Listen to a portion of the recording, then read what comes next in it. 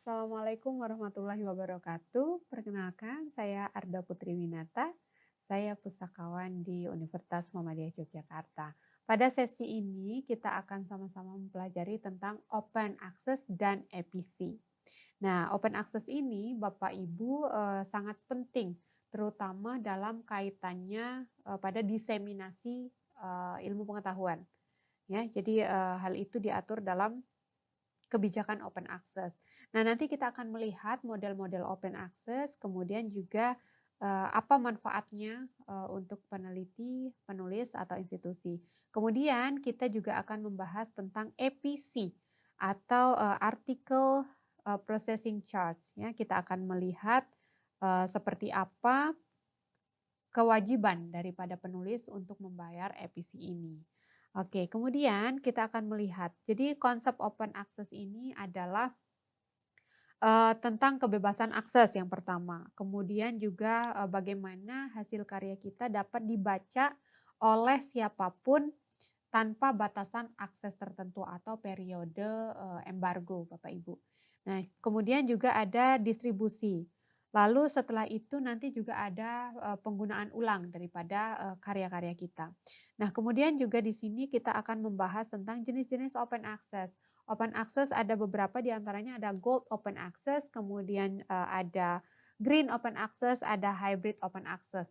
Yang biasa dikenal tiga itu, kemudian ada salah satu lagi adalah open peer review.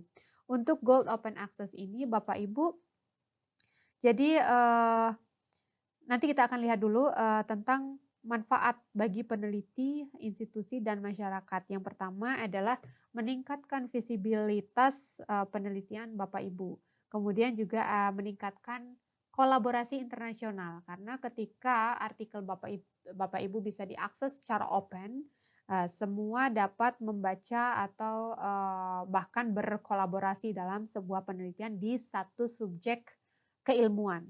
Nah, kemudian juga dengan adanya kolaborasi tadi diharapkan nanti manfaatnya akan mempercepat kemajuan ilmiah, Bapak Ibu.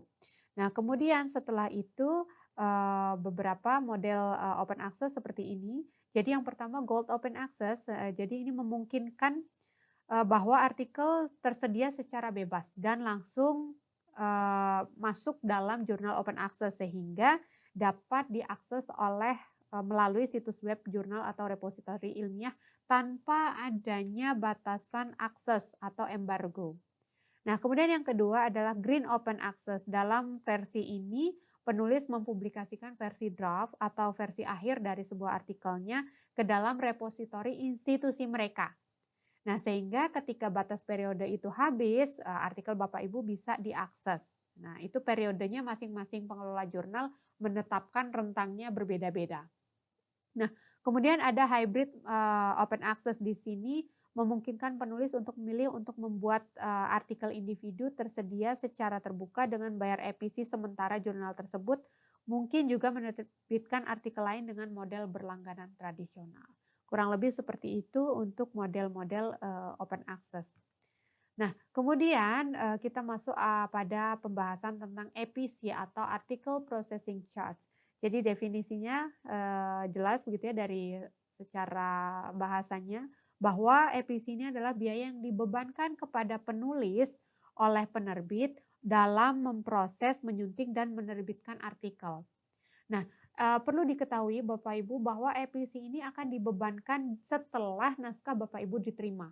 Tapi informasinya sudah tercantum di laman website awalnya terkait dengan pembebanan biaya EPC ini.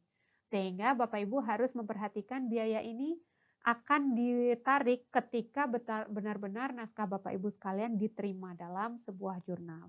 Nah, kemudian komponen-komponen biayanya bervariasi Bapak Ibu tergantung dengan negaranya. Ya, jadi Bapak Ibu dapat melihat informasi tersebut dalam laman jurnal resmi dari sebuah jurnal. Nah, kemudian juga beberapa penggunaan EPC ini biasanya menurut yang saya baca itu ada proses penyuntingan, kemudian review oleh mitra sejawat, kemudian juga ada biaya pengelolaan jurnal digunakan untuk pengelolaan jurnal dan juga untuk publikasi. Nah, oleh sebab itu, sumber dana atau pembayaran EPC ini merupakan sumber dana utama yang ditarik begitu oleh penerbit kepada masing-masing penulis untuk menjamin kelangsungan, layanan dari sebuah proses penerbitan jurnal sampai pada saat, diaksesnya artikel tersebut kepada, masyarakat luas. Nah kemudian kebijakan institusi terkait EPC. Jadi ini kembali kepada institusi masing-masing. Ada institusi yang memberikan support, 50% gitu ya, 50% dana pribadi dan 50%-nya lagi ditanggung oleh institusi misalnya. Itu sangat bergantung dengan, institusi Bapak Ibu sekalian. Kemudian juga hal ini dilakukan, strategi ini dilakukan oleh beragam institusi untuk mengelola biaya publikasi bagi peneliti mereka. Kemudian, seperti negosiasi dengan penerbit untuk tarif EPC yang lebih rendah atau kemitraan atau mungkin funding. Jadi ada beberapa institusi pemerintah yang menawarkan grant atau funding. Jadi, tidak hanya untuk penelitian tetapi juga untuk biaya EPC ini.